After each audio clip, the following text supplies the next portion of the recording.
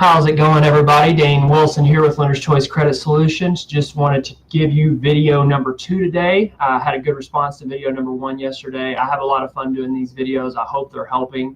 Like I said, I'm committing to doing at least 1 video a day over as much time as I possibly can. I got a long list of videos to do.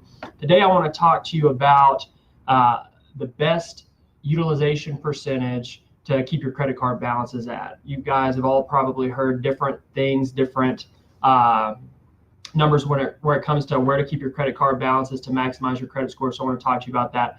The title is, does having a 0% balance hurt your credit score? What's up, Alan? So the answer is no, obviously. Having a 0% utilization doesn't hurt your scores, but let's talk about the best percentage to keep your credit scores and the different options that you have that still help your credit scores. So let's talk about what's good and what's bad.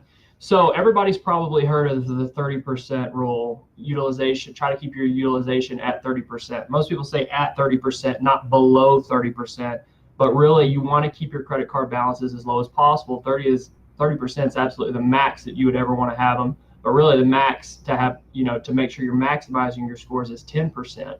So anybody that has 30%, 40%, 50% or higher are absolutely hurting your credit scores by carrying a high balance on your credit cards. And so, anybody who maxes out their credit cards and leave them maxed out, not only are you paying high interest rate, but you could be costing yourself well over 100 points. So like I said, really anything over 10% is not very good. You're paying high interest and it's hurting your credit scores. A survey was actually done not too long ago, and the people in the United States with the highest FICO credit scores, the top percent, 820 or above, carry an average percent of around 7% utilization. So what does that mean? That doesn't necessarily mean they have 5 credit cards and every single credit card is at 7% utilization.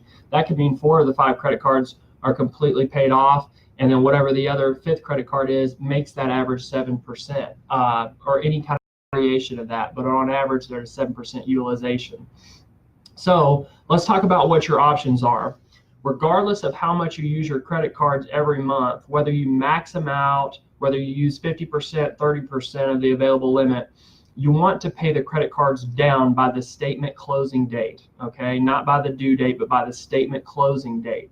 So if you max out your cards every month because you're using them for business or rewards or whatever the case may be, make sure that you pay the cards back down, whether you pay them off or pay them down as much as you can by the statement closing date, okay?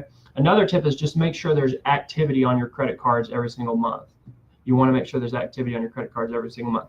So which is better, having a 0% utilization on your credit cards or having somewhere between 1 and 10%? Which one is actually better? Well, technically leaving a small balance on your credit cards can give you a few additional points. And the reason why is leaving a small balance looks like there's recent activity or there's freshness when it comes to the activity on your credit cards, and so they they give you a few extra points for that, or can give you a few extra points for that. So leaving a 1 to 3% balance technically can give you a few extra points versus paying your credit cards off in full every month. You can incorporate this strategy by paying down your credit cards to 1 to 3% balance, again, as of the statement closing date. Then on the payment due date, go ahead and pay your cards off in full. That way you're not paying any interest or incurring any interest charges or anything like that. So pay your cards down to the 1 to 3% utilization on the statement closing date. And then on the due date, go ahead and pay that balance off in full. That way you're not paying interest. So if you want to try this strategy out to see what works best for you and the best way to do it, go get set up with a credit monitoring account. There's plenty of credit monitoring accounts online that you can get set up, and you can track your scores every month, like MyFICO and sites like that.